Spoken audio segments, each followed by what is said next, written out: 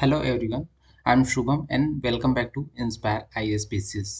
तो आज हम PT 365 मैगजीन का इंटरनेशनल रिलेशन मीन्स अंतर्राष्ट्रीय संबंध जो है उसको डिस्कस करेंगे, जो कि एग्जाम पॉइंट ऑफ व्यू से काफ़ी इंपॉर्टेंट होता है। क्योंकि ये जो होता है आईआर शॉर्ट में, जिसको हम इंटरनेशनल रिलेशन बोलते हैं, तो ये बेसिकली क्या होता है, जियोग्राफी होता है। मीन्स कौन कौन से पूरे वर्ल्ड में कौन कौन से एरिया ऐसा था जो काफ़ी हाईलाइटेड था, उसका कवरेज जो होता है यहाँ पे PT 365 में देखेंगे।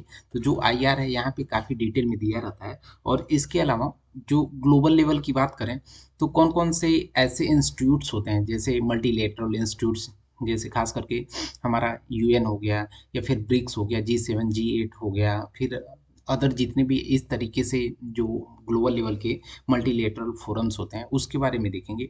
क्योंकि आप देखेंगे जब यूपीएससी का 23 वाला, सॉरी 23 और 24 वाला क्वेश्चन पेपर ये आया था, एग्जाम हुआ था, तो उसमें जो ये मल्टीलेटरल इंस्टीट्यूशंस थे वहाँ से बहुत ज़्यादा क्वेश्चन पूछा गया था। तो ये जो है PT 365 हमारा आईआर का काफ़ी इम्पोर्टेंट हो जाता है। तो इसका जो ये है सिलेबस है, ज़्यादातर ये पॉलिटी एंड इकोनॉमी के कुछ ऐसे पार्ट्स होते हैं यहाँ से कोइंसाइड करते हैं। तो कुछ कवरेज हमने ऑलरेडी यहाँ पे जो पॉलिटी पढ़ाया था वहाँ पे कर दिया है। तो आइए हम मूव करते हैं अपने टॉपिक पे। और इन केस आप हमसे फर्स्ट टाइम जुड़े हैं तो प्लीज़ सब्सक्राइब आवर चैनल, जिससे आपके सब्सक्रिप्शन करने से हमारे हमको बहुत मोटिवेशन मिलता है नेक्स्ट वीडियोस लेकर आने के लिए, और एक वीडियो बनाने में काफ़ी एफर्ट्स डालने रहते हैं। तो हम क्या क्या आज डिस्कस करेंगे, एक बार उसको इंडेक्स देख लेते हैं। तो अभी पहला हमारा टॉपिक रहेगा कि मल्टीलेटरल ऑर्गेनाइजेशन जो होते हैं। तो अभी आपका क्वेश्चन आएगा कि सपोज मल्टीलेटरल ऑर्गेनाइजेशन क्या होता है। तो ऐसे जो ऑर्गेनाइजेशन जिसमें एक से अधिक कंट्रीज रहती हैं, मीन्स दो या दो से अधिक कंट्रीज रहती हैं, जैसे यूएन हो गया अपना, यूनाइटेड नेशन। फिर हमारा यूनाइटेड नेशन का सिक्योरिटी काउंसिल हो गया। फिर देखेंगे यूएन पीस कीपर्स, जो पीस कीपर्स थे जो कि डिफरेंट कंट्रीज में जाके वहाँ पे टेररिज्म और एंटी ड्रग एक्टिविटीज़ से लड़ने के लिए काम करते हैं। तो उसके बारे में देखेंगे। फिर ब्रिक्स हो गया हमारा, इंटरनेशनल जो क्रिमिनल कोर्ट है उसके बारे में देखेंगे। क्वाड हो गया, आकुस हो गया, आईमेक हो गया।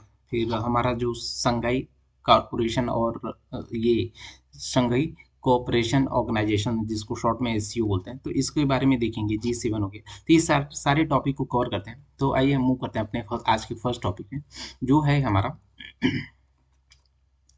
हमारा यूएनजीए का फुल फॉर्म होता है यूनाइटेड नेशन जनरल असेंबली। तो आप जानते होंगे जो जिसको शॉर्ट में हम यूएन बोलते हैं, तो वो क्या होता है, उसका फुल फॉर्म होता है UNGA, means United nation general assembly. तो इसका हाईएस्ट डिसीजन मेकर बॉडी होता है। तो रिसेंटली क्या हुआ था कि यूएनजीए में एक रिजोल्यूशन लेकर आया। रिजोल्यूशन मीन्स एक बिल लेकर आया, जिसमें ये बोला गया कि जो पैलेस्टीन है, जहाँ पे देखेंगे जो इजराइल है अपना, इजराइल एंड जो पैलेस्टीन जो है गाजा, वहाँ पे वार चल रहा था। तो वहाँ पे जो पैलेस्टीन है उसको एक कंट्री की मान्यता देने के लिए, मीन्स उसको एक मेंबर की यूनाइटेड नेशन का एक मेंबर की मान्यता देने के लिए उसको रिजोल्यूशन था। तो अभी देखेंगे कि इसमें देखा जाए तो जो रिजोल्यूशन लेकर आया गया था, तो इससे यहाँ पे उसको मेंबरशिप को लेकर कोई भी कॉन्क्रीट डिसीजन नहीं निकल पाया। बट इसमें ये बताया गया था कि जो पैलेस्टीन है वो क्वालिफाइड है, मीन्स सारा एलिजिबिलिटी रखता है, जिससे कि उसको एक यूएन का मेंबर के तौर पे उसको रिकॉग्नाइज किया जाए। बट वहाँ पे वो सक्सेसफुली उसको अभी तक ये परमिशन दिया नहीं गया है। तो हमारा पहला ये होगा पॉइंट कि ये क्वेश्चन पूछ सकता है कि हमारा यूनाइटेड नेशन में किसी मेंबर कंट्री को ऐड करने के लिए क्या क्या उसका प्रोसेस होता है। तो पहला होता है कि उसको पहले अपना एक एप्लीकेशन सबमिट करनी रहती है। और एप्लीकेशन का रूल रेगुलेशन जो होता है वो यूनाइटेड नेशन का जो चार्टर है, मीन्स यहाँ पे जैसे हमारा संविधान हो गया, संविधान के हिसाब से हम सारा काम करते हैं। तो वैसे जो यूनाइटेड नेशन है तो उसका वर्किंग वहाँ के एक चार्टर है, मीन्स एक तरीके का नियम कानून है, उसके हिसाब से यूनाइटेड नेशन वर्क करता है। तो वहाँ पे जो चार्टर है उसकी प्रोसेस को फॉलो करते करते हुए वहाँ पे यूएनजी में एक अप्लीकेशन सबमिट करना रहता है कि हम यहाँ पे इसके मेंबर बनना चाहते हैं। फिर उसके बाद क्या होता है कि जो हमारा वहाँ पे यूनाइटेड नेशन का सिक्योरिटी काउंसिल है, जिसको शॉर्ट में यूएनएससी बोलते हैं, जिसमें P5 means permanent 5 and +10 temporary countries रहते हैं, जिनका 2-2 साल का एक टेन्योर होता है। तो इनका रिकमेंडेशन की ज़रूरी होती है कि P5 जो कंट्रीज़ हैं इनका रिकमेंडेशन की ज़रूरत होती है। तो उसमें देखा जाए तो जो 15 हमारे यूएनएससी के जो मेंबर्स हैं तो उनमें से 15 में से 9 ने बोला कि हाँ, इसमें जॉइन हो सकते हैं, इसमें कोई दिक्कत नहीं है। मीन्स देखा जाए यहाँ पे कि none of 5 permanent council member, इन्हें किसी ने अपोज नहीं किया। तो P5 मेंबर जो परमानेंट 5 मेंबर हैं यूनाइटेड नेशन के, वो कौन कौन से हैं? तो परमानेंट 5 मेंबर के लिए देखा जाए तो एक तो हमारे एशिया से जो है, पहला चाइना हो गया, दूसरा हमारे रसिया हो गया। तो एशिया से कौन कौन होगा? चाइना हो गया, रसिया होगा। फिर हमारा वहाँ पे अमेरिका से देखा जाए तो नॉर्थ अमेरिकन कॉन्टिनेंट से, तो यहाँ पे हमारा हो गया अमेरिका। और फिर कौन कौन बचा? हमारा यूरोप से फ्रांस एंड यूके। ये 5 कंट्री मिलके हमारा P5 बनाते हैं। तो इनका ऑर्डर इसलिए ऐसा है क्योंकि जब यूनाइटेड नेशन बना था तो यही मोस्टली मोस्ट पावरफुल कंट्रीज थे। इसकी वजह से इनको परमानेंट मेंबर दिया गया और किसी भी रिजोल्यूशन पे ये वीटो डाल देते हैं। वीटो डालना मीन्स एक ये होता है, निषेधाधिकार होता है कि यदि किसी को बोल दिए कि हाँ ये रिजोल्यूशन नहीं पास होगा तो वो रिजोल्यूशन पे डिस्कशन नहीं हो सकता। इनके पास एक ऐसा पावर होता है वीटो, जिसके लिए इंडिया और बाकी जो G4 कंट्री हैं इसमें यूएनएससी में रिफॉर्म की बात करते हैं। तो हमने बताया दो यहाँ पे पॉइंट डिस्कस कर लिए कि एप्लीकेशन पहले सबमिट करना रहता है, फिर यूएनएससी का रिकमेंडेशन चाहिए रहता है। फिर थर्ड पॉइंट आता है कि हमारा जो जनरल असेंबली है तो वहाँ पे जितने मेंबर्स कंट्री होते हैं उनका 2/3 का हमें मेजोरिटी चाहिए होता है। जैसे हमारे कॉन्स्टिट्यूशन में स्पेशल मेजोरिटी है, वैसे वहाँ पे 2/3 का एक मेजोरिटी चाहिए होता है। और उसके बाद सारा वहाँ से मेजोरिटी मिल जाता है तो वो इफेक्टिव मेंबर बन जाते हैं। तो ये हमारा प्रोसेस है कि कोई भी हमारा संयुक्त राष्ट्र का ये मेंबर बनने के लिए, जो यूनाइटेड नेशन है उसके मेंबर बनने के लिए ये प्रोसेस को फॉलो करना रहता है। तो यूएनएससी के बाद जो यूएनजीए है means United nation general assembly, उसके बारे में देख लेते हैं। तो इसका फॉर्मेशन जो हुआ था 1945 में हुआ था। और 1945 में हुआ था और यूनाइटेड नेशन का जो 6 प्रिंसिपल ऑर्गन्स हैं तो उसमें से एक ये है। तो आप कमेंट करके बताइए कि जो बाकी रिमेनिंग 5 मेंबर्स हैं यूनाइटेड नेशन के वो कौन कौन से हैं। अभी इसमें देखा जाए तो जो वोटिंग होता है, सारे लोगों के पास, जो भी इसके यूएनजीए के मेंबर्स होते हैं सारे लोगों के पास एक सिंगल वोट का पावर होता है। और इसमें कोई भी रिजोल्यूशन पास करने के लिए 2/3 की मेजोरिटी चाहिए होता है। और ये रेगुलर बेसिस पे मिलते रहते हैं। और इसका प्रेसिडेंसी जो है रोटेटिंग बेसिस पे होता है। मीन्स ये सारे जो कंट्रीज हैं वो एक साथ करके एक एक करके बनते रहते हैं। हर साल इनका ये इलेक्शन होता है जिसमें ये लोग जो भी यहाँ पे जिसका नंबर आता है उसको यहाँ पे उसका प्रेसिडेंट बना दिया जाता है। तो अभी जो यूनाइटेड नेशन का जनरल असेंबली वो कैसे फंक्शन करता है, तो यहाँ पे देखा जाए तो कोई भी रिजोल्यूशन आता है पास करना रहता है। कोई रिजोल्यूशन पे वोटिंग होती है, फिर किसी मेंबर को इलेक्ट करना है, फिर कोई बजट है अप्रूव करना है। तो ये सारे इसके यूएनएस ये जो यूएनजीए हैं means United nation general assembly, इसके ये फंक्शंस होते हैं। हमारा अगला पॉइंट है, अगला topic United Nation Security council, जिसको शॉर्ट में यूएनएससी बोलते हैं। तो अभी रिसेंटली क्या हुआ था, यहाँ पे देखा जाए तो यूएनजीए जो है उसने इलेक्ट किया था कि डेनमार्क, ग्रीस, पाकिस्तान, पनामा और सोमालिया को एक, जो हमारा यूएनएससी है, हमने बताया कि यूएनएससी में देखा जाए तो एक तो 5 परमानेंट मेंबर होते हैं। 5 परमानेंट मेंबर में कौन हो गया? यूएसए हो गया, यूके हो गया, फ्रांस हो गया, देन रसिया रसिया एंड उसके बाद यहाँ पे चाइना। तो ये 5 मेंबर हो गए, मीन्स ये हमेशा बने रहते हैं। तो इसके अलावा 10 मेंबर और होते हैं, मीन्स 10 टेम्पररी प्लस 5 परमानेंट। तो ये तो हमने बता दिया यहाँ पे। लेकिन 10 टेम्पररी मेंबर होते हैं जो इनका क्या होता है, उनके पास एक तो पहला वीटो पावर नहीं होता है और दूसरा ये है कि वो रोटेटिंग बेस पे होते हैं। और वो उनका जो टेन्योर होता है वो 2 साल के लिए होते हैं। मीन्स कोई एक बार इलेक्ट हो गया तो वो 2 साल तक उसका P5 का, सॉरी, यूएनएससी का वो मेंबर रहेगा। तो ये इन 10 में से इन 5 कंट्री को सिलेक्ट किया गया है। तो पहले पे डेनमार्क है, दूसरे पे ग्रीस है, तीसरे पे पाकिस्तान है, चौथे पे पनामा एंड पांचवें पे सोमालिया। तो ये 5 कंट्री को हमारा टेम्पररी जो 10 टेम्प मेंबर बनते हैं यूएनएससी के, उन्हें बनाया गया है। तो यूएनएससी के बारे में देख लेते हैं कि इसका फंक्शनिंग कैसे होता है। तो बेसिकली ये क्या करता है कि हमारा जो ग्लोबल लेवल पे किस तरीके से हम पीस को प्रमोट कर सकते हैं, मीन्स शांति को कैसे प्रमोट कर सकते हैं, इसके लिए काम करता है। और दूसरा कि हमारे जो ग्लोबल लेवल पे हैं उसके सिक्योरिटी के लिए कैसे हम और इन्हेंस कर सकते हैं। सपोज जो हमारा यूक्रेन रसिया वार हुआ था, फिर उसके अलावा देखा जाए तो इजराइल और गाजा कॉन्फ्लिक्ट हुआ था। तो इन सब चीज़ को भी यदि यूएनएससी चाहे तो इसको रोक सकता है। तो इस तरीके को कंट्रोल करने की प्रोसेस को ही हम यूएनएससी का ये रिस्पॉन्सिबिलिटी होती है कि कैसे हम ग्लोबल लेवल पे का कोई कॉन्फ्लिक्ट ना क्रिएट होने दें। तो इसका फॉर्मेशन जो है वो यूनाइटेड नेशन चार्टर जो है, जो कि 1945 में लाया गया था, इसके द्वारा हुआ था। तो इसमें हमने बताया टोटल यूएनएससी में 15 मेंबर होते हैं, जिसमें से 5 परमानेंट होते हैं। 5 परमानेंट में कौन होते हैं? एशिया से बोला जाए तो रसिया हो गया, चाइना हो गया। फिर यूके से बोला जाए तो वहाँ से फ्रांस हो गया, यूके हो गया। एंड फिर अमेरिका कॉन्टिनेंट से बोला जाए तो वहाँ पे यूएस हो गया। तो ये 5 कंट्री परमानेंट हो गए जिनके पास वीटो पावर होता है, ये काफ़ी इंपॉर्टेंट हो जाता है। और बाकी 10 नॉन परमानेंट मेंबर होते हैं जिनका टेन्योर होता है 2 साल के लिए होता है। और अभी के लिए देखा जाए तो अफ्रीका से 3 मेंबर हैं, रसिया एशिया से 2 लोग हैं, Latin America means south America से 2 लोग हैं। और यहाँ पे देखा जाए तो बाकी जो है वेस्टर्न यूरोप और ईस्टर्न यूरोप के मेंबर्स हैं। तो ये हो गया हमारा यूएनएससी के बारे में। और इसके बारे में क्या क्या और देखा जाए, कुछ फैक्ट्स देखा जाए तो यहाँ पे ये जो डिसीजन होता है यूएनएससी का, डिसीजन बाइंडिंग होता है। क्योंकि ये एक बार कोई डिसीजन ले लिए यूएनएससी बॉडी, तो क्या होता है कि ये उनको जो भी यूनाइटेड नेशन के मेंबर्स कंट्री हैं उनको वो डिसीजन फॉलो करना रहता है।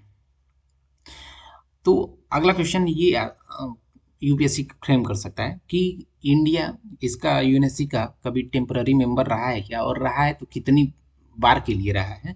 तो इंडिया देखा जाए नॉन परमानेंट मेंबर के तौर पे यहाँ पे 8 बार ये मेंबर रहा है, मीन्स 8 बार नॉन परमानेंट ये मेंबर इंडिया रह चुका है। और लेटेस्ट में देखा जाए तो 2021-2022 का जो 2 साल था, यहाँ पे इंडिया ऐसा इसका नॉन परमानेंट मेंबर के तौर पे वहाँ पे ज्वाइन किया था।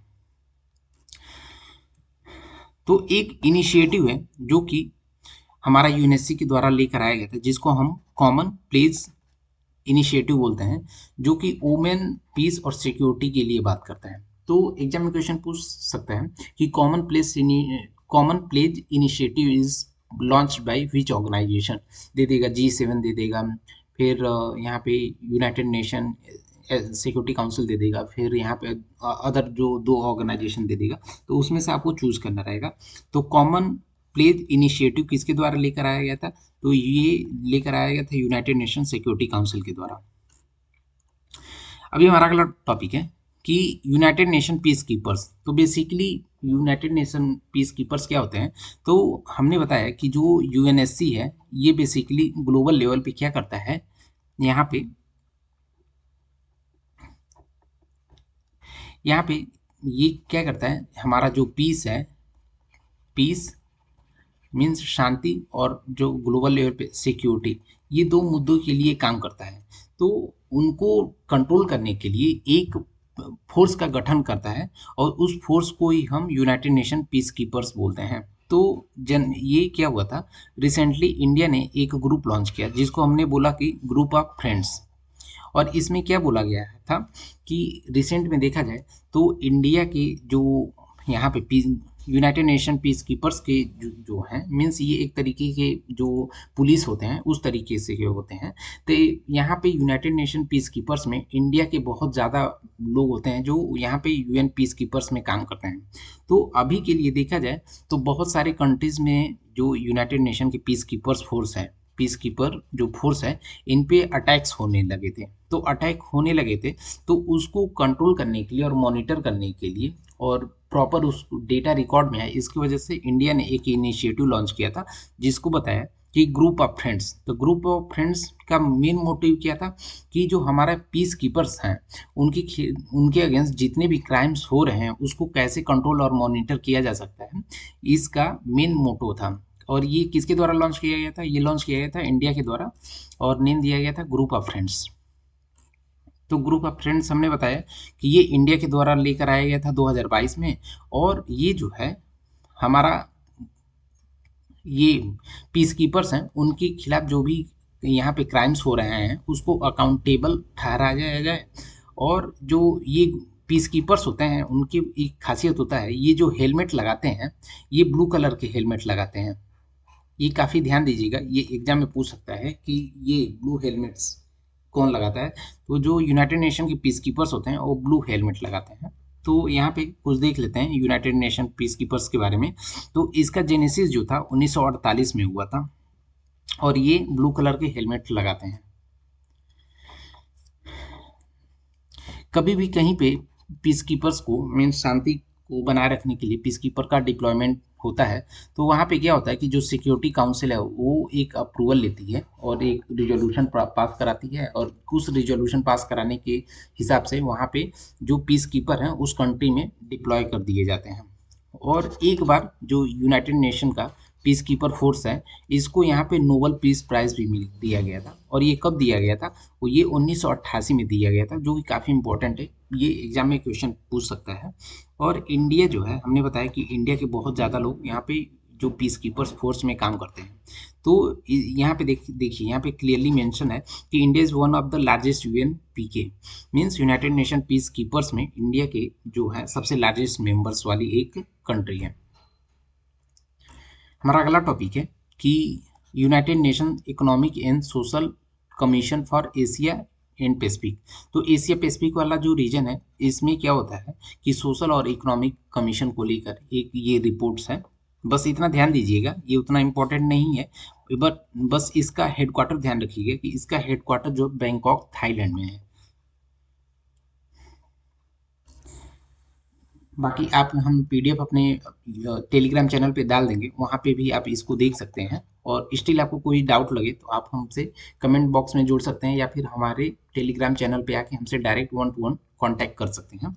और इन केस हमारा वीडियो अच्छा लगा हो तो हमारे वीडियो को लाइक करें, दोस्तों के साथ शेयर करें और हमारे चैनल को ज़्यादा से ज़्यादा सब्सक्राइब करवाएं। हमारा अगला टॉपिक है यूएनसी टेड। तो इसका फुल फॉर्म होता है United nation conference on trade and development. तो बेसिकली क्या होता है कि ये हम जितने भी यूनाइटेड नेशन के मेंबर्स कंट्री हैं उसके बीच में हम कैसे ट्रेड को और ग्लोबल इकोनॉमी का इंटीग्रेशन कर सकें, इसके लिए ये काम करती है, जिसका हेडक्वार्टर जेनेवा स्विट्जरलैंड में है। तो हमारा जो ट्रेड एंड डेवलपमेंट का इनिशिएट ये है ये कॉन्फ्रेंस यूनाइटेड नेशन का, इसका हेडक्वार्टर कहाँ पे है, जेनेवा स्विट्जरलैंड में। और इसका जेनेसिस कहाँ से हुआ था, तो जेनेसिस हुआ था 1964 में, हमारा जनरल असेंबली जो है इसके द्वारा स्टेबल किया गया था, जो कि बेसिकली जो है ग्लोबल इकोनॉमी के कैसे हम मेंबर्स कंट्री में इंटीग्रेट कर सकते हैं इसके बारे में फोकस करता है।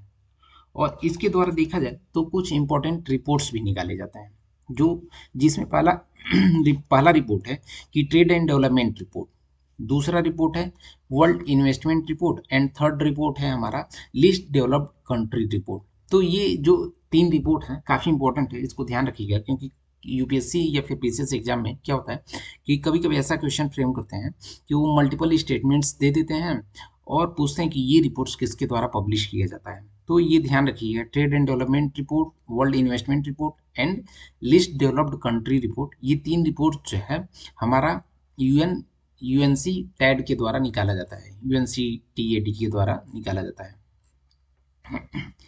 हमारा अगला टॉपिक है कि G4 नेशन। अभी हमने डिस्कस किया था कि G4, तो बेसिकली G4 ऐसे कंट्रीज हैं जो चाहते हैं कि हमारा जो यूनाइटेड नेशन सिक्योरिटी काउंसिल है उसमें रिफॉर्म हो, हमारा इसमें रिफॉर्म हो, और रिफॉर्म होकर जो हमारा अभी के लिए 10+5 मीन्स 10 टेम्पररी नॉन परमानेंट और 5 परमानेंट मेंबर हैं, इसको बढ़ा के नियर अबाउट 25 किया जाए, जिसमें नियरली 10 जो है यहाँ पे परमानेंट रहे, परमानेंट, और यहाँ पे 15 जो है नॉन परमानेंट रहे।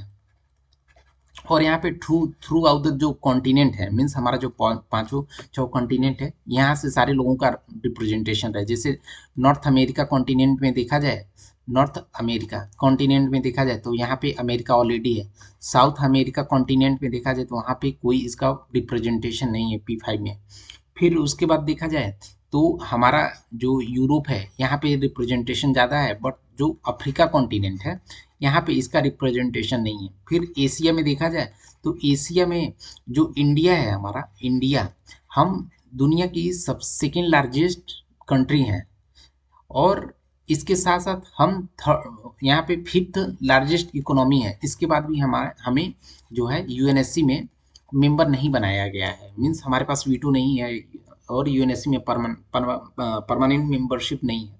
तो इन सब सारी चीज़ों को देखकर क्या होता है कि एक ग्रुप बनाया गया जिसमें ये बोला गया कि हम यूएनएससी में रिफॉर्म चाहते हैं और हम कलेक्टिवली एक दूसरे को सपोर्ट करेंगे जिससे कि वो कंट्री वहाँ पे जाके मेंबर बन सके।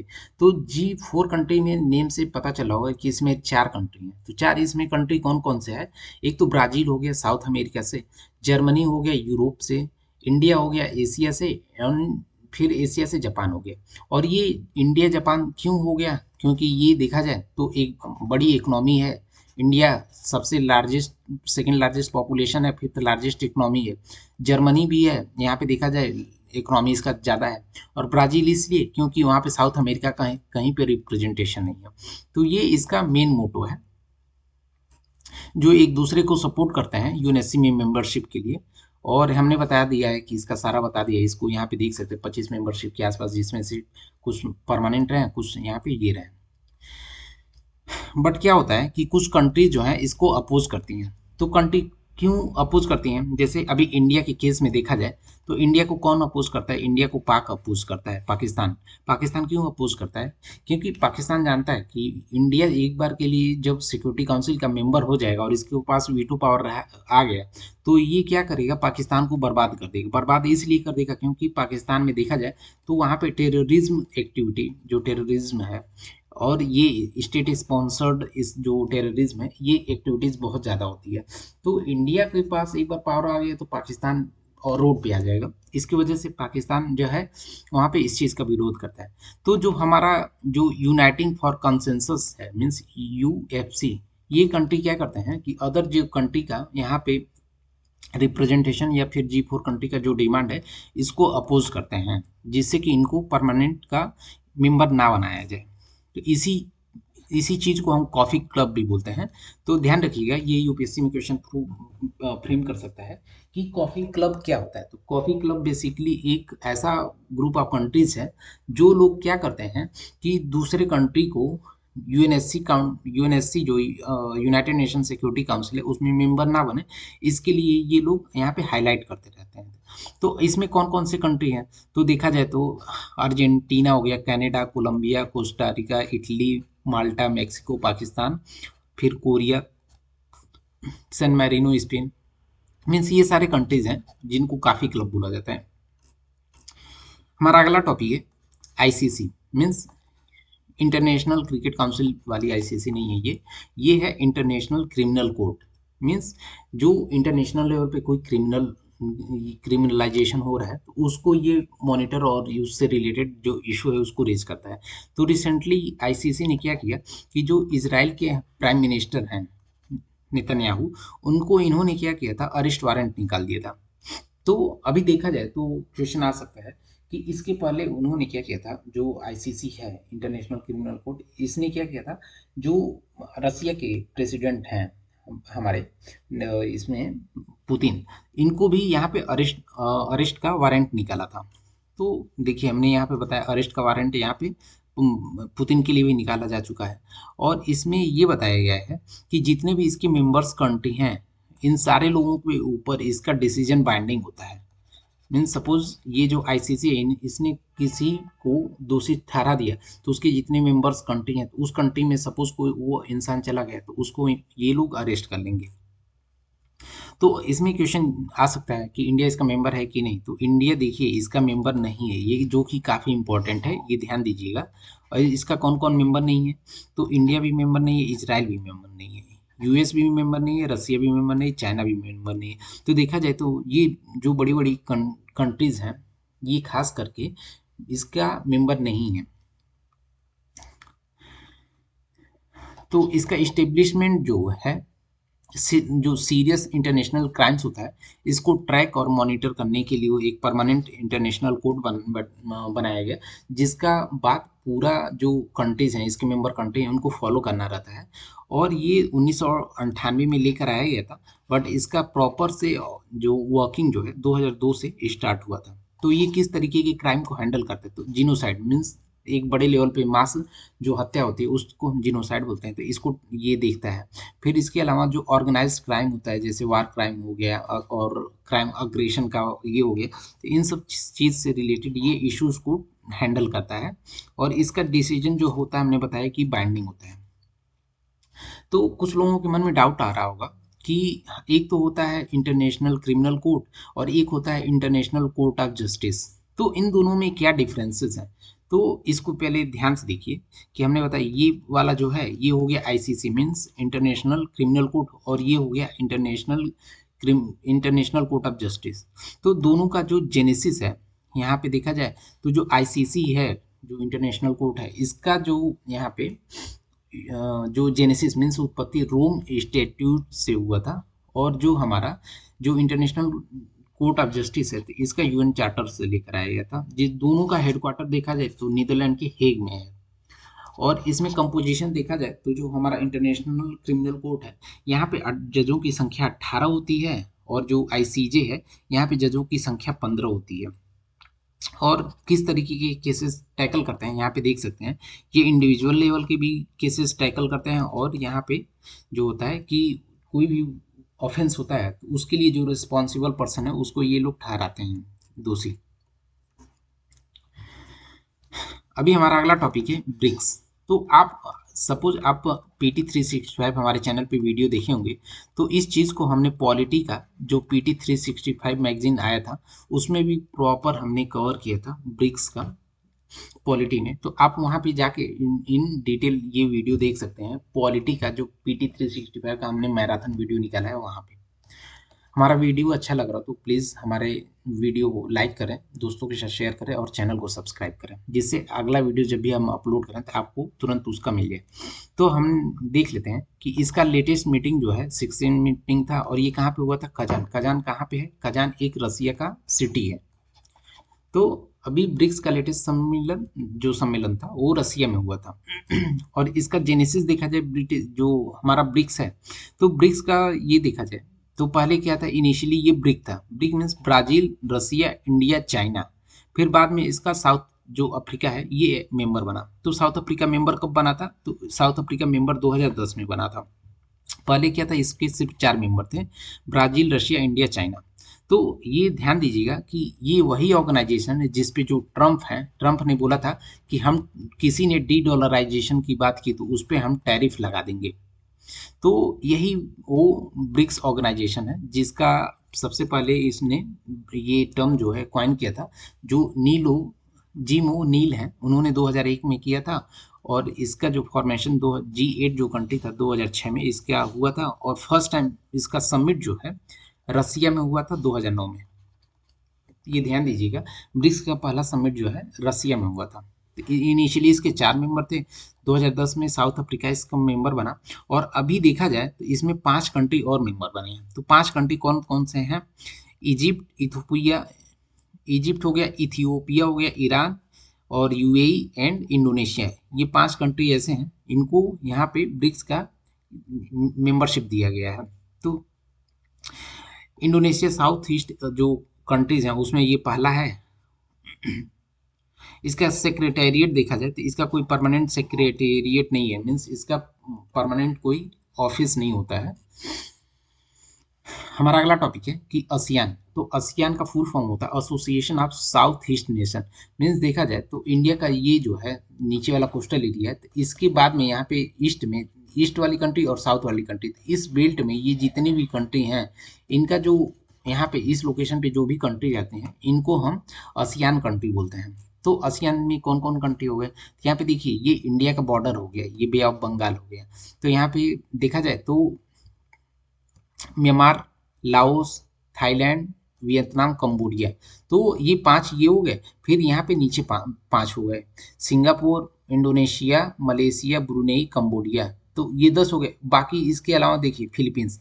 तो ये यहाँ पे इसके आसियान के मेंबर कंट्री हैं। तो ये ध्यान दीजिएगा, इसके टोटल अभी प्रेजेंटली 10 मेंबर्स हैं। इसका जो हेडक्वार्टर है, इसका हेडक्वार्टर कहाँ पे है, जकार्ता, इंडोनेशिया में है। हमने बता दिया कि इसके कौन कौन से मेंबर हैं, जो साउथ ईस्ट जो कंट्रीज हैं अपनी वो इसके मेंबर हैं। फिर इसके द्वारा एक लॉन्च किया गया था कि आसियान फ्यूचर फोरम। तो इसने क्या किया था कि एक ऐसा प्लेटफॉर्म बनाया था जिसमें इसके पार्टनर कंट्री को यहाँ पे पॉलिसी से रिलेटेड कोई रिकमेंडेशन हो तो यहाँ पे इस चीज़ को आसियान फ्यूचर फोरम में डिस्कस किया जाए, और इसका इंडिया जो है फाउंडिंग मेंबर था। तो इस तरीके के और भी एक यहाँ पे समिट है जिसको हम ईस्ट ईस्ट एशिया समिट बोलते हैं, जिसका 19th वर्जन जो जकार्ता इंडोनेशिया में हुआ था। तो जिसका इस्टेब्लिशमेंट जो है हमारा मलेशिया में 2005 में हुआ था, जो मलेशिया का कुआलालंपुर सिटी है वहाँ पर।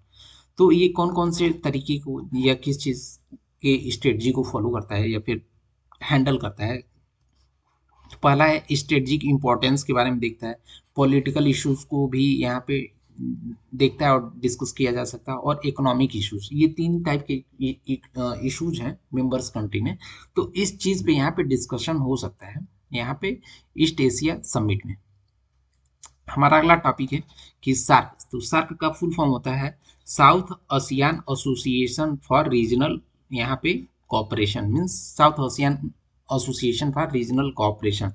तो अभी रिसेंटली क्या था कि आरबीआई ने एक करेंसी स्वैप का ये फ्रेमवर्क निकाला था जो कि 2024 से 27 के लिए था।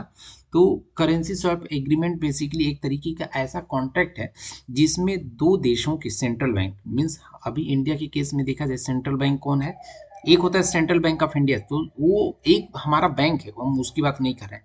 सेंट्रल बैंक को जनरली जो होता है, जैसे हमारा इंडिया के केस में आरबीआई को सेंट्रल बैंक बोला जाता है, अमेरिका के केस में फेड रिजर्व है, वो उसको सेंट्रल बैंक बोला जाता है। तो दो डिफरेंट कंट्रीज के जो सेंट्रल बैंक हैं एक साथ आते हैं, और एक साथ आके जब कॉन्ट्रैक्ट ये करते हैं कि आप हमारे करेंसी को, सपोज एक करेंसी है, आप इंडिया की करेंसी को आप इंडोनेशिया की करेंसी में कन्वर्ट कर सकते हैं, और जो इंडोनेशिया का करेंसी है वो उसको इंडिया में कन्वर्ट कर सकते हैं। तो इस तरीके की अरेंजमेंट को हम करेंसी स्वैप जो है करेंसी स्वैप एग्रीमेंट बोला जाता है, जिसमें दो डिफरेंट कंट्री करेंसी एक्सचेंज की बात करते हैं। तो सार्क का यहाँ पे सेक्रेटेरिएट मीन्स ऑफिस कहाँ पे, काठमांडू नेपाल में है। इसका इस्टेब्लिशमेंट 1985 में था, किया गया था, और ये जो है हमारा सार्क चार्टर ढाका था, यहाँ के थ्रू इसका इस्टेब्लिशमेंट किया गया था। और इसमें जो भी डिसीजन लिया जाता है सर्वसम्मति से लिया जाता है, बेसिस ऑफ अनएनिमिटी, मीन्स यहाँ पे अनएनिमिटी मीन्स क्या होता है कि कोई भी यहाँ पे डिसीजन या फिर रिजोल्यूशन लेना हो यहाँ पे कोई भी डिसीजन, तो क्या होता है जितने भी इसके मेंबर्स कंट्री हैं उनको साथ बिठाया जाता है, और सारे लोगों की सर्वसम्मति से यहाँ पे कोई भी फैसला किया जा सकता है। हमारा अगला टॉपिक है कि बिम्स्टेक। तो बिम्स्टेक में क्या है, फुल फॉर्म इसका होता है Bay of Bengal initiative for multi sectoral technical and economic cooperation. तो यहाँ पे देखेंगे तो बेसिकली क्या होता है, एक तो यहाँ पे टेक्निकल कॉपरेशन की बात करता है, और दूसरा है यहाँ पे इकोनॉमिक कॉपरेशन की बात करता है। तो ये कहाँ पे कौन कौन से इसके कंट्री मेंबर है, तो हमारा जो बे ऑफ बंगाल है जो इंडिया का, ये जो हमारा कंट्री है यहाँ पे देखा जाए तो ये वाली जो कंट्री है यहाँ पे बे ऑफ बंगाल में, तो यहाँ कंट्री के आसपास जितने भी कंट्रीज हैं तो कौन कौन से हो गया, हमारा यहाँ पे श्रीलंका हो गया, बांग्लादेश हो गया, नेपाल हो गया, भूटान हो गया, फिर इसके अलावा देखा जाए पाकिस्तान को छोड़ के इंडिया के जितने भी ऑलमोस्ट पड़ोसी देश वो सारे इसके मेंबर हैं। तो कौन कौन से हैं हम यहाँ पे देख लीजिए, Bangladesh, India, Sri Lanka, Thailand, Myanmar, Nepal, Bhutan. तो ये इसके मेंबरशिप कंट्री हैं। इसका जो सेक्रेटेरिएट है ढाका, मीन्स ऑफिस इसका ढाका में है, और इसका जो फॉर्मेशन था ये बैंकॉक डिक्लेरेशन के बेस पे किया गया था, जिसका इस्टेब्लिशमेंट 1997 में हुआ था। तो यहाँ पे क्वेश्चन फ्रेम कर सकता है क्या पाकिस्तान इसका मेंबर है क्या, बिम्स्टेक का मेंबर है क्या, तो इसका बिम्स्टेक का ये मेंबर नहीं है। क्यों मेंबर नहीं है, क्योंकि पाकिस्तान हमारे बे ऑफ बंगाल में नहीं पड़ता है, तो इसलिए ये वहाँ पे मेंबर नहीं है। और जो है इसमें कौन कौन से मुद्दे को डिस्कस किया जाता है बिम्स्टेक में, तो एक तो हमारा हो गया इकोनॉमिक कॉपरेशन हो गया, फिर सोशल प्रोग्रेस हो गया, फिर हम पीस के लिए कैसे काम कर सकते हैं, तो पहला हमारा इकोनॉमिक हो गया, दूसरा हमारा सोशल हो गया, तीसरा हमारा पीस हो गया, फिर चौथा हमारे जो रीजन है उसमें कैसे स्टेबिलिटी पे काम किया जा सकता है। तो बेसिकली इन 4 वाइड मुद्दों पे ये डिस्कस करता है, जिसका फॉर्मेशन बंगाल डिक्लेरेशन के बेस पे हुआ था। अभी हमारा अगला जो है टॉपिक वो है क्वाड। तो क्वाड आप जानते हो काफी इंपॉर्टेंट है। इसमें कौन कौन से मेंबर हैं? तो एक तो हमारा यूएस हो गया, फिर हमारा ऑस्ट्रेलिया हो गया, देन हमारा जापान, एंड इसके बाद देखा जाए तो इंडिया, जो कि हमारा इंडो पैसिफिक रीजन है। इसमें ओपन ओपन ट्रेड से रिलेटेड, इकोनॉमिक ऑपरेशन से रिलेटेड और सिक्योरिटी से रिलेटेड ये यहाँ पे बोलता है कि जो हमारा इंडो पैसिफिक रीजन है इसमें किसी को कोई प्रेशराइज नहीं होता। बेसिकली ये चाइना को काउंटर करने के लिए लाया गया था। तो इसमें मेंबर हमने बता दिया कि यूएस, ऑस्ट्रेलिया, इंडिया, जापान ये लोगों का एक साथ को कोऑपरेशन है, जिसमें जो इनके लीडर्स होते हैं, जैसे इंडिया का इंडिया के जो पीएम हो गए, ऑस्ट्रेलिया के पीएम हो गए, फिर यहाँ पे यूएसए के प्रेसिडेंट हो गए, जापान के यहाँ पे पीएम, ये लोग मिलके एक साथ क्या होता है कि इनका जो क्वाड लीडर होता है, जिनका अभी रिसेंटली मीटिंग था, और ये कहाँ पे था? वेलिंगटन में था, जो कि यूएस में पड़ता है। तो ये कौन कौन से कॉपरेशन की बात करता है इसको देख लेते हैं। तो पहला ये हेल्थ पे देखता है, क्लाइमेट हो गया, क्रिटिकल एंड इमर्जिंग टेक्नोलॉजी हो गया, मीन्स टेक्नोलॉजी का कॉपरेशन कैसे हम बढ़ा सकते हैं, मैरीटाइम सिक्योरिटी की बात करता है, इंफ्रास्ट्रक्चर डेवलपमेंट की बात करता है, एंड साइबर सिक्योरिटी की बात करता है। तो बेसिकली इन वाइड मुद्दों पे ये यहाँ पे जो इस ग्रुपिंग का मेन मोटो यही है।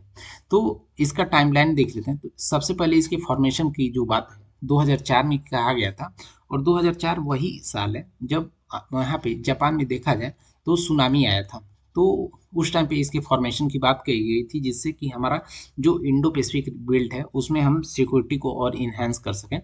और इसका जो है फर्स्ट टॉक जो है, मीन्स फर्स्ट टाइम टॉक हुआ था सिर्फ, वो हुआ था 2017 में, हुआ था फिलीपींस में। और इसका क्या क्या ऑब्जेक्टिव रखा गया है, क्या क्या एम रखा गया है कि free and open and inclusive Indo Pacific region, means जो पैसिफिक ओशन है और इंडो ओशन है, इसमें किसी का कोई दबाव ना रहे, इस चीज को ये प्रमोट करता है क्वाड बेसिकली। और इस तरीके को देखा जाए तो अभी रिसेंट डेज में इंडिया का जो झुकाव जो है अमेरिका की तरफ ज़्यादा नहीं था। तो इसकी वजह से अमेरिका ने क्या किया, इंडिया को निकाल के एक दूसरा ऑर्गेनाइजेशन बनाया, जिसको स्क्वाड बोलते हैं। और स्क्वाड में 4 कंट्री हैं, बस इंडिया की जगह उसने क्या किया, फिलीपींस को ले लिया है। बाकी वही है, देखा जाए पहले पे यूएस है, दूसरे पे हमारा ऑस्ट्रेलिया है, तीसरे पे हमारा जापान है। ठीक है, बस इंडिया की जगह फिलीपींस को ले लिया है, और उस जो ग्रुपिंग है उसका नेम चेंज करके क्वाड की जगह स्क्वाड कर दिया है। हमारा अगला टॉपिक है आकुश। तो आकुश बेसिकली एक डिफेंस कोऑपरेशन है, और ये किन के बीच में है? तो ये एक तो ऑस्ट्रेलिया हो गया, देन यूके हो गया, यूएस हो गया, ये 3 कंट्रीज का एक डिफेंस से रिलेटेड एक कोऑपरेशन है। यहाँ पे ये ध्यान दीजिएगा, जिसका इस्टेब्लिशमेंट को 5 साल हो गए हैं, जिसका फॉर्मेशन फर्स्ट टाइम 2021 में हुआ था। और ये डिफेंस अलायंस है, इसके मेंबर हमने बता दिया ऑस्ट्रेलिया, यूके, यूएस है। तो इसका मेन मोटो क्या था? तो इसका मेन मोटो था कि जो हमारा चाइना का जो है इन्फ्लुएंस काफ़ी बढ़ता जा रहा है इंडो पैसिफिक रीजन में, तो इसको कैसे काउंटर किया जाए। तो इसकी वजह से एक डिफेंस कॉपरेशन लेक बनाया गया, जिसमें चाइना को काउंटर किया जा सकता है।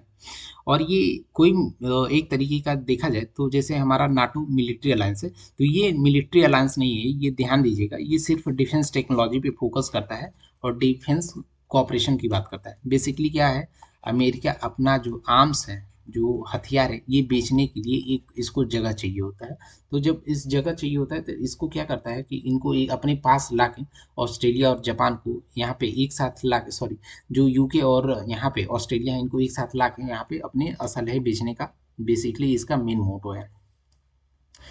हमारा अगला टॉपिक है कि आईपीईएफ। तो आईपीईएफ का फुल फॉर्म है Indo Pacific economic framework for prosperity. तो जो बेसिकली क्या होता है, clean energy, clean economy, means हमारा ऐसा इकोनॉमी रहे जो क्लीन रहे, मीन्स जो इन्वायरमेंट के लिए नुकसानदायक ना हो, और फेयर इकोनॉमी रहे, इस पे बेसिकली ये फोकस करता है, जिसको लॉन्च किया गया था 2022 में यूनाइटेड स्टेट्स के द्वारा, जिसके 4 पिलर्स हैं। 4 पिलर्स में क्या है, पहला है हम कैसे ट्रेड को काफ़ी अच्छे से और इन्हेंस कर सकते हैं। सप्लाई चेन, मीन्स देखे होंगे कि 2020 में जब कोविड आया तो सप्लाई चेन मीन्स काफ़ी ज़्यादा डिस्टर्ब हो गया था, तो हम कैसे सप्लाई चेन को और रेजिलिएंट बनाएं जिससे कि जो मेंबर्स कंट्री हैं उनको कोई इशू ना हो। फिर हमारा क्लीन इकोनॉमी को कैसे प्रमोट कर सकते हैं और इकोनॉमी को कैसे हम ओपन एक इकोनॉमी को प्रमोट कर सकते हैं, इसका मेन यहाँ पे ये मोटो था। तो इसके मेंबर कंट्री में देखा जाए तो इंडिया भी इसका मेंबर है, ये ध्यान दीजिएगा। जो आईपीईएफ है, आईपीईएफ है हमारा, यहाँ पे इंडिया जो है इसका मेंबर है।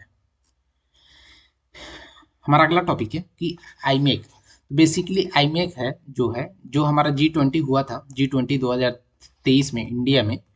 तो यहाँ पे इस कॉन्सेप्ट को लेकर आया गया था, ये ध्यान दीजिएगा, जिसका मेन मोटो था कि हम एशिया, यूरोप और मिडल ईस्ट को कैसे इंटीग्रेट कर सकते हैं। मीन्स सपोज कोई एशिया से यूरोप में, मिडल ईस्ट में कोई सामान बेचना चाहे तो कैसे ऑन रोड हम कैसे इजीली हम उस मार्केट को एक्सेस कर सकते हैं।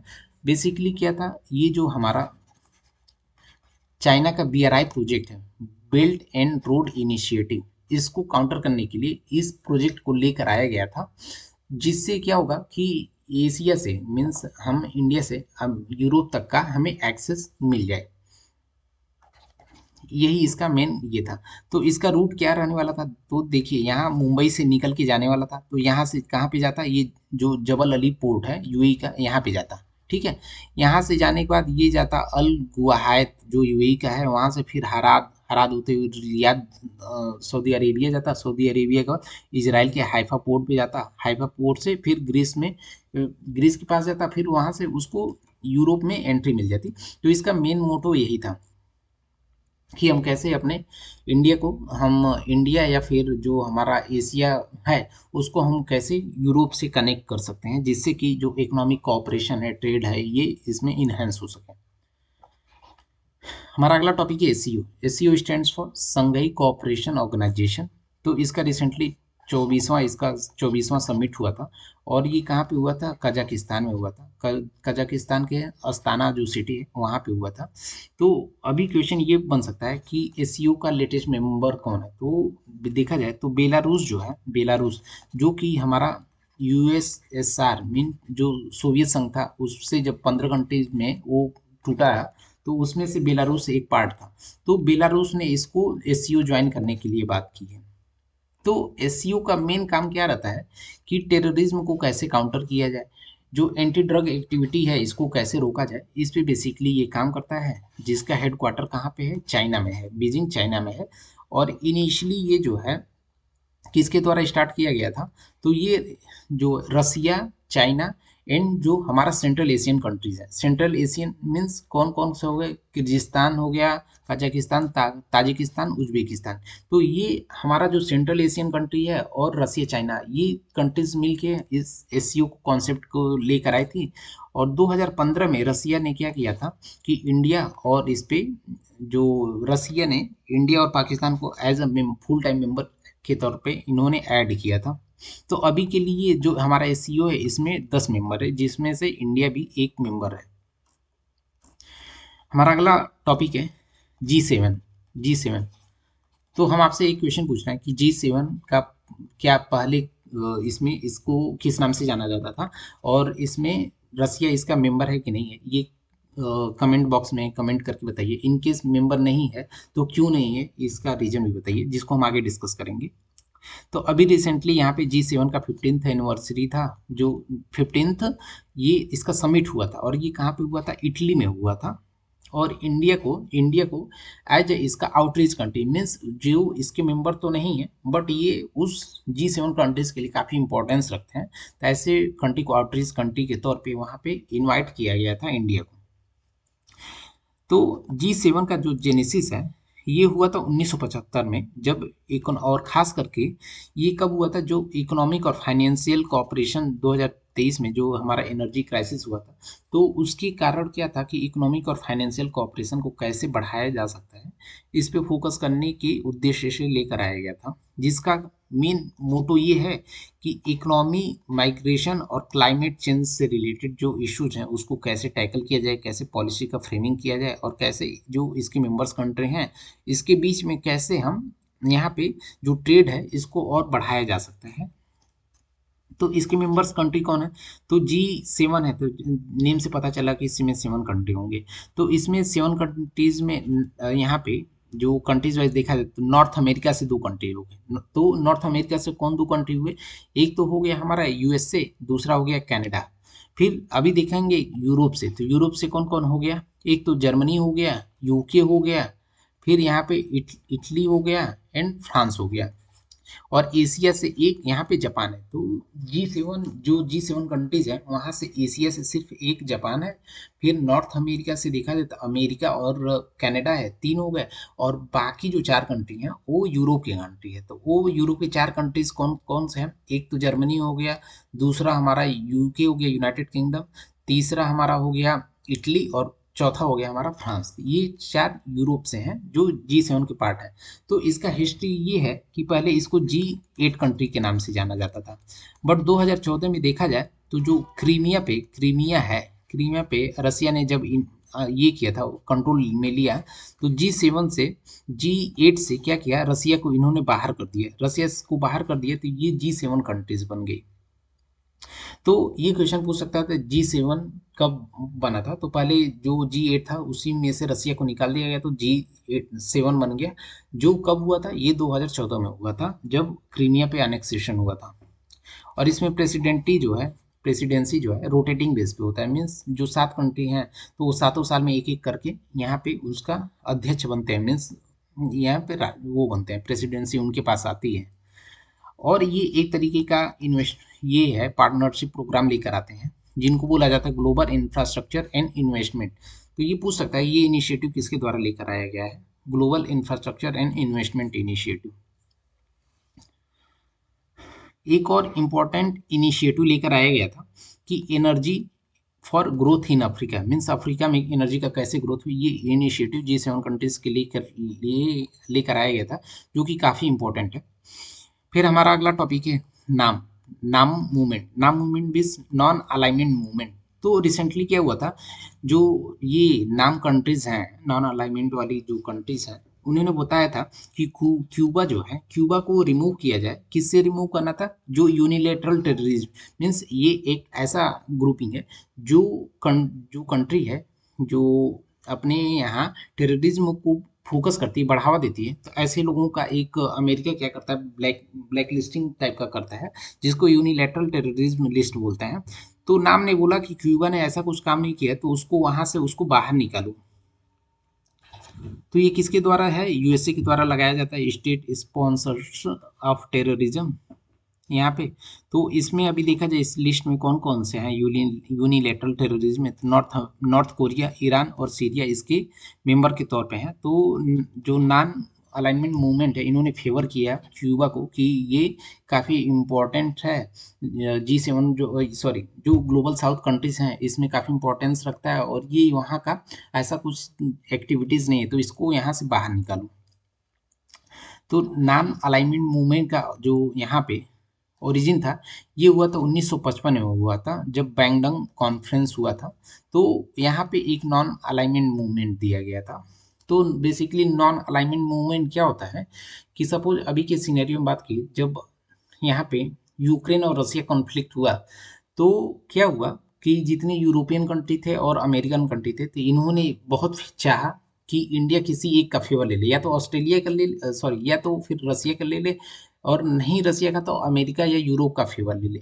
तो लेकिन इंडिया क्या किया कि ये किसी की तरफ अलाइन नहीं हुआ। मीन्स ये ना तो रसिया को सही बोला, ना तो यूरोप या यूक्रेन को सही बोला। मीन्स इसका झुकाव किसी तरफ नहीं रहा, ये सिर्फ स्टैंड अलोन ये खड़ा रहा। तो इस पार्ट को ही हम नॉन अलाइनमेंट बोलते हैं। मीन्स किसी की को हम सपोर्ट नहीं करते हैं, मेरा एक तीसरा पहलू है, तीसरा पक्ष है।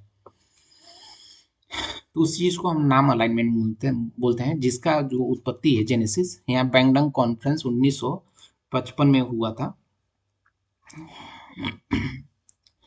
हमने इसका प्रिंसिपल बता दिया है, जो खास करके डेवलपिंग कंट्रीज के द्वारा लेकर लाया गया था, और यहाँ पे एक अलाइनमेंट को से बचने के लिए बात करता है।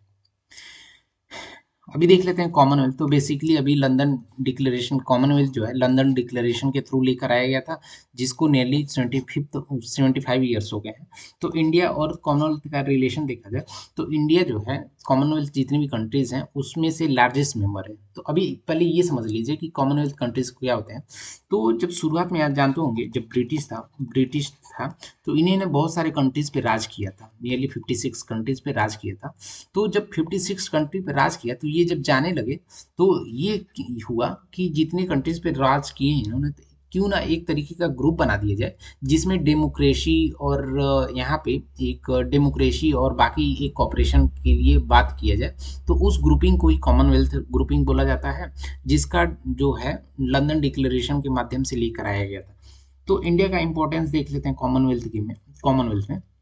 तो इंडिया लार्जेस्ट मेंबर है क्योंकि नियरली 60% जो कॉमनवेल्थ कंट्रीज का पॉपुलेशन रखता है। फिर यहाँ पे देखा जाए कि कॉमनवेल्थ में फोर्थ लार्जेस्ट कंट्रीब्यूटर है, मीन्स सहयोग देने के लिए चौथा सबसे बड़ा देश है। और इंडिया जो है कॉमनवेल्थ गेम भी होस्ट किया था 2010 में, तो कॉमनवेल्थ गेम में एक्टिवली पार्टिसिपेट करता है। तो इसकी वजह से देखा जाए कॉमनवेल्थ में इंडिया काफ़ी एक्टिव मेंबर है। इसके साथ इसमें 56 कंट्रीज हैं इंडिया को लेकर, जिसमें जो हमने बताया कि जो ब्रिटिश कॉलोनीज थे जहाँ पे ब्रिटिशर्स ने राज किया था, तो वहाँ पे जब वो जाने लगे तो वहाँ पे डेमोक्रेसी, ट्रेड और क्लाइमेट चेंज को कैसे यहाँ पे बूस्ट किया जा सकता है, इसको लेकर एक कोऑपरेशन है। इसमें कोई भी डिसीजन है ये कॉन्सेंसस मीन्स सर्वसम्मति से लेकर आया जाता है। और जो कॉमनवेल्थ का हेड होता है ये भी जो है इसके मेंबर जो कंट्रीज हैं ये चुनते हैं। तो रिसेंट में देखा जाए तो अभी करंट में कौन इसका ये हेड है, तो ये है जो हमारे जो ऑस्ट्रेलिया सॉरी यूके के यहाँ पे राजा हैं, किंग किंग चार्ल्स, ये इसके करंट के हेड हैं कॉमनवेल्थ के। तो ये ध्यान रखिएगा। हमारा अगला टॉपिक है कि गल्फ कॉपरेशन काउंसिल, जिसको शॉर्ट में जीसीसी बोलते हैं। तो रिसेंटली क्या था कि इंडिया और जीसीसी का एक ज्वाइंट मिनिस्टेरियल कॉन ये मीटिंग हुआ था। तो इसको देख लेते हैं कि जो जीसीसी का इस्टेब्लिशमेंट 1985 में हुआ था, और जीसीसी में जो है गल्फ कॉपरेशन जो है ये इसमें 6 कंट्रीज हैं। 6 कंट्री कौन है, तो इसमें जो गल्फ हमारा पड़ता है, गल्फ ये कौन सा, ये वाला गल्फ जो है हमारा पर्शियन गल्फ ये वाला। तो यहाँ पे 6 कंट्रीज पड़ते हैं। तो 6 कौन से, ओमान हो गए, यूएई हो गई, सऊदी अरेबिया हो गया, बहरीन हो गया, कुवैत और कतर। तो ये 6 कंट्रीज का एक कोऑपरेशन है जो खास करके कौन से मुद्दे पे डिस्कस करते हैं। तो ये एक तो पॉलिटिकल हो गया, इकोनॉमिक और सिक्योरिटी, ये 3 मुद्दे पे ये बेसिकली यहाँ पे डिस्कशन करते हैं और ये कोऑपरेशन बढ़ाने की बात करते हैं। तो जिसको मैप में हमने बता दिया, इसमें 6 कंट्री है। 6 कंट्री कौन है, सऊदी अरेबिया है, यूएई है, बहरीन, कुवैत, कतर, ओमान। तो ये 6 कंट्रीज हैं। अभी हमारा अगला टॉपिक है नाटो। तो नाटो का जानते होंगे, अभी रिसेंटली जो स्वीडन है इसका 32वां मेंबर बना। तो क्वेश्चन फ्रेम कर सकता है कि जो हमारा नाटो है, नाटो में कितने कंट्रीज हैं। तो रिसेंट में 32 कंट्रीज हैं और सबसे लेटेस्ट कंट्री जो है ये स्वीडन है, जिसका हेडक्वार्टर देखा जाए तो ब्रुसेल्स बेल्जियम में है। और इसका फॉर्मेशन जो है हुआ या जेनेसिस हुआ 1949 में अटलांटिक ट्रीटी के थ्रू हुआ था। नॉर्थ अटलांटिक जो ट्रीटी है इसके बेस पे हुआ था। और एक तरीके का एक मिलिट्री अलायंस है, पॉलिटिकल और मिलिट्री अलायंस है। और नॉट नाटो कंट्री का जो ग्रुपिंग है इसमें 32 कंट्रीज में से किसी एक पे हमला होता है तो ये जितने भी बाकी देश हैं वो सारे एक साथ मिलकर युद्ध लड़ते हैं, जिसको आर्टिकल 5 नाटो का जो ये है उसमें आर्टिकल 5 में नाटो का जो भी चार्टर है उसके आर्टिकल 5 में ये सारा मेंशन किया गया है कि ये किसी एक कंट्री पे भी हमला होता है तो ये बाकी देशों पे भी हमला को कंसिडर किया जाएगा। और इससे टैकल करने के लिए सारे कंट्री एक साथ मिलके उस कंट्री पे आक्रमण करेंगे। तो एग्जाम्पल के लिए इस अभी रिसेंट में देखा जाए तो यूक्रेन ने नाटो को मेंबर बनने के लिए अप्लाई किया था, जिसके बाद रशिया ने वहाँ पे उसको इन्वेजन किया था। फिर इसके बाद देखा जाए NATO+5 मीन्स जो नाटो के 32 कंट्री हैं, इसके अलावा कुछ एक्सटेंडेड इसके मेंबर हैं। एक्सटेंडेड मेंबर को ही हम NATO+5 बोलते हैं। तो +5 में कौन हो गए 5, पहले पे ऑस्ट्रेलिया, दूसरे पे न्यूजीलैंड, ये हो गया। फिर तीसरे पे south Korea, Japan and Israel. ये 5 कंट्री जो है NATO+5 है। तो ध्यान दीजिएगा नाटो में 32 मेंबर हैं और NATO+5 में 5 और हो जाते हैं, मीन्स टोटल 37 हो जाते हैं NATO+5 में। तो वो 5 कंट्रीज कौन सा है, ऑस्ट्रेलिया, न्यूजीलैंड हो गया, south Korea, Japan and Israel. अभी हमारा अगला टॉपिक है कि C10 और L69। तो बेसिकली एक C10 और L69 एक ग्रुपिंग है, जिसको शॉर्ट में समझ लीजिए।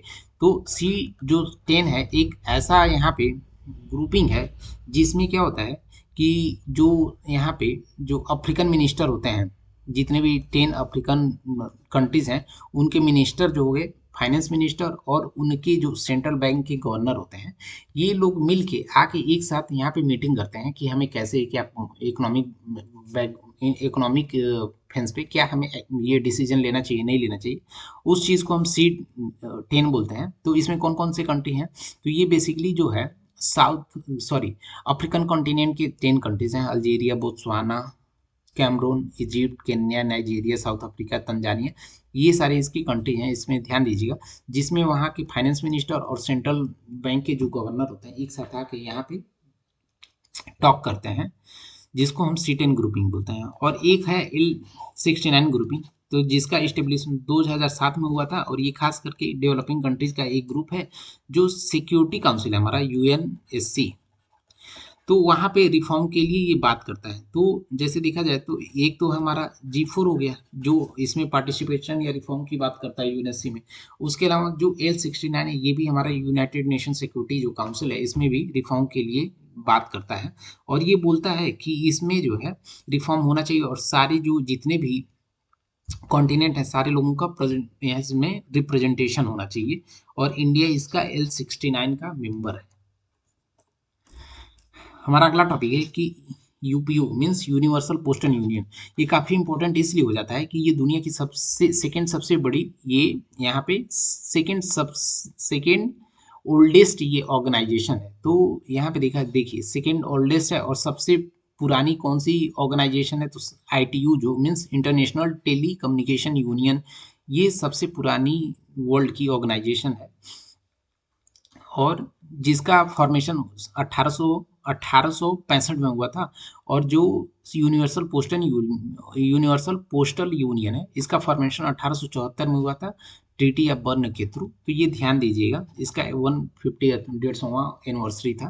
तो ये दो पॉइंट ध्यान दीजिएगा, काफ़ी इंपॉर्टेंट, बहुत इंपॉर्टेंट है, ये क्वेश्चन पूछ सकता है। जिसका जेनेसिस हमने बताया ट्रीटी ऑफ बर्न के थ्रू हुआ था, और ITU जो है दुनिया की सबसे पुरानी संस्था है जिसका फॉर्मेशन 1865 में हुआ था। हमारा अगला टॉपिक है 5 आई अलायंस। तो 5 आई अलायंस बेसिकली आप देखोगे कि रिसेंटली न्यूज़ में था। न्यूज़ में क्यों था, तो अभी ये क्या था, कनाडा ने बताया था कि जो निज्जर का वहाँ पे किलिंग हुआ था इंडिया ने करवाया। तो इंडिया ने करवाया था, इसकी वजह से क्या था कि वो 5 आई जो अलायंस है एक तरीके का इंटेलिजेंस अलायंस है, और इसकी मेंबर कंट्री कौन सा है, तो वही अमेरिका के जो पिछलग्गू देश हैं, जैसे अमेरिका हो गया, UK हो गया, कनाडा हो गया, ऑस्ट्रेलिया, न्यूजीलैंड। ये 5 कंट्री इसके मेंबर्स हैं, जो आपस में एक दूसरे के बारे इंटेलिजेंस के बारे में ये लोग स्टडी और एनालिसिस करते रहते हैं। तो ये ध्यान दीजिएगा 5 आई अलायंस का कौन कौन मेंबर है, तो एक ऑस्ट्रेलिया न्यूजीलैंड हो गया, देन UK US हो गया, और कनाडा हो गया। एक नॉन पॉलिटिकल ये इंटेलिजेंस यूनिट है, ये ध्यान दीजिएगा। अभी हमारा अगला टॉपिक है कि ओपेक प्लस। तो ओपेक प्लस और ओपेक ये दो चीज़ों में आप देख लीजिएगा कि जो ओपेक प्लस का है ये इसका फॉर्मेशन 2016 में हुआ था, और जो ओपेक है इसका फॉर्मेशन 1860 में हुआ था, और बगदाद डिक्लेरेशन बगदाद कॉन्फ्रेंस था उसके थ्रू हुआ था। मीन्स ओपेक का फॉर्मेशन 1860 में बगदाद कॉन्फ्रेंस के थ्रू हुआ था, और ये किसके द्वारा किया गया था, तो ये Iran, Iraq, Kuwait, Saudi Arabia and Venezuela means जो ऑयल जिनके पास सबसे ज़्यादा प्रोड्यूसिंग कंट्री है या रिजर्व जिनके पास ज़्यादा है, उन लोगों के द्वारा ये लेकर आया गया था ओपेक फॉर्मेशन। फिर बाद में क्या था, कुछ लोगों को एक्सटेंडेड मेंबर बनाया गया था जिसको ओपेक प्लस बोलते हैं, जिसका फॉर्मेशन 2016 में हुआ था। और इसमें कौन कौन से कंट्री हैं, जिसमें देखा जाए कि ओपेक में जी जो ये कंट्रीज हैं उसके अलावा भी कुछ कंट्रीज हैं, जैसे यहाँ पे Russia, Mexico, Kazakhstan, Oman, Azerbaijan, Malaysia, Bahrain, South Sudan, Brunei and Sudan. तो ये इसके ओपेक प्लस मेंबर हैं, जिसका जो है हेडक्वार्टर कहाँ पे है इसका, वियना ऑस्ट्रिया में है। जो कि पेट्रोलियम का जो पॉलिसी बनाने से रिलेटेड कोई डिसीजन लेना है तो ओपेक कंट्री उस पर डिसीजन लेती कि हमको कितना तेल निकालना है, नहीं निकालना, रेट क्या रखना है, तो ये ओपेक कंट्रीज ही डिसीजन इस पे लेती हैं। हमारा अगला टॉपिक है कि एशियन इंफ्रास्ट्रक्चर इन्वेस्टमेंट बैंक, जिसको शॉर्ट में AIIB बोलते हैं। तो एक तरीके का ये ऐसा इंस्टीट्यूशन है जो लो इनकम कंट्रीज हैं जिनके यहाँ उतना डेवलप्ड नहीं है, उन लोगों को एक फाइनेंशियल सपोर्ट प्रोवाइड करती है, एक बहुत मतलब मिनिमम इंटरेस्ट रेट पे ये सपोर्ट प्रोवाइड करती है, जिससे कि वहाँ के इंफ्रास्ट्रक्चर को डेवलप किया जा सके। तो ये एक तरीके का मल्टीलेटरल डेवलपमेंट बैंक है, जिसका फॉर्मेशन 2016 में हुआ था एंड हेडक्वार्टर इसका बीजिंग चाइना में है। तो अभी करेंटली इसमें 110 मेंबर हैं और इंडिया भी इसका मेंबर है, ये ध्यान दीजिएगा। और जो इसमें जो है ये है मीन्स शेयरिंग, डिफरेंट कंट्री का डिफरेंट शेयरिंग है। तो इसमें सबसे बड़ा स्टेक होल्डर जो है चाइना है, दूसरे पे आता है हमारा प्यारा भारत, जिसका नियरली 7.6% यहाँ पे रिप्रेजेंटेशन है, और रसिया का यहाँ पे 6% है। तो ये सारे कंट्रीज का वोटिंग पावर डिफरेंट होता है, जिसमें से लार्जेस्ट शेयर होल्डर जो है चाइना है, ये ध्यान दीजिएगा। ये खास करके किसी भी कंट्री के इंफ्रास्ट्रक्चर के प्रोजेक्ट को यहाँ पे बढ़ाने के लिए काम करता है। अभी हमारा अगला टॉपिक है, अगला एंड लास्ट टॉपिक है कि अरब लीग। तो बेसिकली क्या है कि हमारा जो देखेंगे कि अरब सी है, तो अरब सी के आसपास जो इतने भी छोटे छोटे कंट्रीज हैं उनका एक तरीके का समूह है। तो इसमें कौन कौन से हैं कंट्रीज हैं, तो यहाँ पे अभी देखिए, तो इसका जो अरब लीग का फॉर्मेशन जो एक तरीके का इंटर गवर्नमेंटल ऑर्गेनाइजेशन है, जो खास करके जो अरब स्टेट है मीन्स अरब खाड़ी में, और जो अरब खाड़ी है वहाँ के आसपास रहने वाले जो मिडल ईस्ट कंट्री हैं वो इसके पार्ट हैं, जिसका इस्टेब्लिशमेंट 1945 में किया गया था। और ये किसके द्वारा किया गया था, तो एक अलेक्जेंडेरिया प्रोटोकॉल 1944 आया था, तो इसके द्वारा किया गया था। तो इसमें किस तरीके के मुद्दों को डिस्कस किया जाता है, तो इस पे पॉलिटिकल और इकोनॉमिक फ्रंट से रिलेटेड जो टॉपिक्स हैं इसको डिस्कस किया जाता है। और इंडिया इसका मेंबर नहीं है, अब ध्यान दीजिएगा, ये सिर्फ ऑब्जर्वर है, मीन्स जाता है वहाँ पे एज ए टेम्पररी की बेस पे, वहाँ पे ऑब्जर्वर का काम करता है, देखता है और ये चीज़ों को नोटिस करता है। तो आज की वीडियो में यहीं पे अपना लेक्चर स्टॉप करते हैं। बाकी हम एक से दो लेक्चर, दो पार्ट में क्या करेंगे, दो पार्ट और लेकर आएंगे, और जो PT 365 इंटरनेशनल रिलेशन है इसको कंप्लीट कर देंगे। तो आज का वीडियो इनकेस आपको अच्छा लगा तो हमारे वीडियोस को लाइक करें, दोस्तों के साथ शेयर करें और हमारे चैनल को सब्सक्राइब करें, जिससे हमें जो है न्यू वीडियोस लेकर मोटिवेशन मिलता है, न्यू वीडियोस लेकर आने के लिए। और एक वीडियो बनाने में बहुत एफर्ट्स लगते हैं, तो प्लीज़ सब्सक्राइब आवर चैनल। तो और आपको कुछ भी क्वेरी है, डाउट है, तो प्लीज़ कमेंट बॉक्स में आप कमेंट करिए, या फिर आप हमसे हमारे टेलीग्राम चैनल से जुड़ सकते हैं, जहाँ पे हमने अपने डिटेल दिया हुआ है, आप हमसे 1 to 1 कनेक्ट कर सकते हैं। तो thank you for the watching, please like comment and subscribe.